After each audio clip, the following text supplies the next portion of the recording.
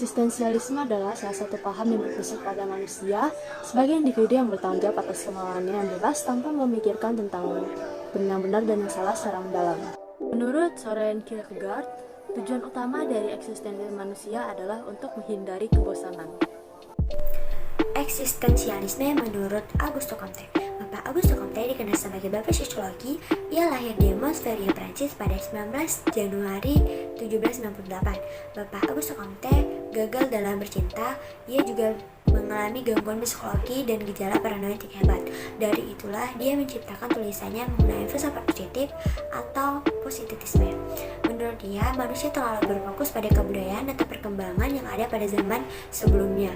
Bapak Auguste Comte ingin mengembangkan kehidupan manusia dan menciptakan sejarah baru dan merubah pemikiran-pemikiran tersebut karena menurutnya pemikiran tersebut terlalu abstrak dan tidak sesuai dengan kaidah keilmian. Adapun bentangan aktualisasi dari pemikiran Comte adalah dikeluarkannya pemikirannya mengenai hukum 3 tahap atau dikenal juga dengan hukum 3 stadia. Adapun 3 ciri pengetahuan Bapak Auguste Comte. Yang pertama, membenarkan dan menerima gejala empiris sebagai kenyataan.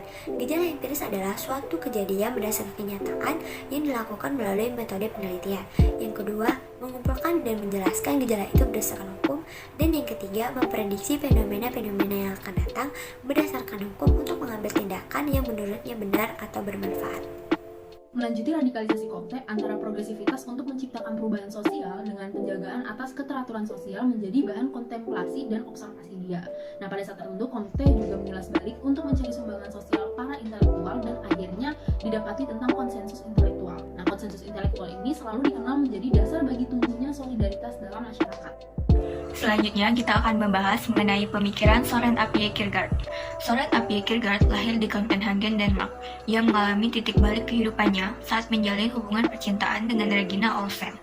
Kejadian inilah yang membuat Søren Apie mulai menulis dan melahirkan pemikiran eksistensialisme. Ia memberikan kritik bahwasanya filsafat terlalu fokus terhadap kehidupan manusia di dunia, sehingga lupa membicarakan eksistensi dari manusia itu sendiri. Bagi Søren Apie, eksistensi manusia dikelompokkan dalam 3 level eksistensi. Yang pertama, level sikap estetis. Sikap ini ditemukan pada orang yang menikmati sebanyak mungkin keduniaan.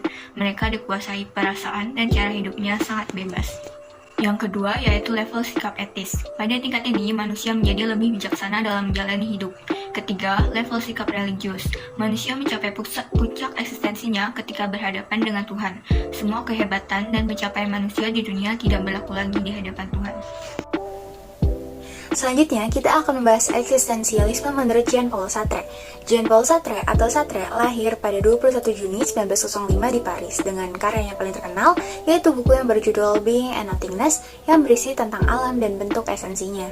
Jean-Paul Sartre juga terkenal dengan diktumnya, yaitu Human is condemned to be free, atau manusia dikutuk untuk bebas, yang artinya dengan adanya kebebasan, maka manusia itu dapat bertindak.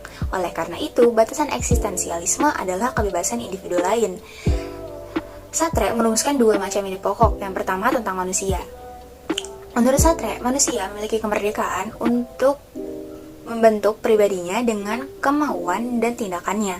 Sartre juga memandang bahwa manusia tidak memiliki watak. Dia harus membentuk pribadinya dan memilih kondisi yang sesuai dengan kehidupannya. Dan yang kedua adalah kebebasan.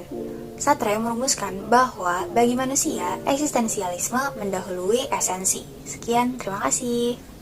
3 pokok pemikiran menurut Edmund. Yang pertama adalah fenomenologi. Fenomenologi merupakan sebuah upaya untuk mempunyai pemikiran dan juga sudut pandang yang sama dengan orang pertama. Seperti kita sering memikirkan apa yang sedang kita pikirkan pada hari ini atau apa yang sedang kita rasakan pada hari ini. Dan ternyata hal itu termasuk ke dalam fenomenologi. Karena tujuan dari fenomenologi untuk mempunyai tujuan yang sama terhadap sudut pandang orang pertama. Yang kedua adalah intensionalitas. Intensionalitas atau kesadaran akan sesuatu, seperti misalnya seorang individu yang sadar akan tempat, waktu, dan juga jati diri. Kesadaran tersebut tidak dapat kita hilangkan apabila kita tidak menyadari satu hal. Yang terakhir adalah 3 reduksi. Untuk mempunyai hakikat terhadap objek-objek di sekitar kita, maka dari itu kita membutuhkan reduksi untuk menyingkirkan hal-hal yang dapat mengganggu dalam mencapai hakikat.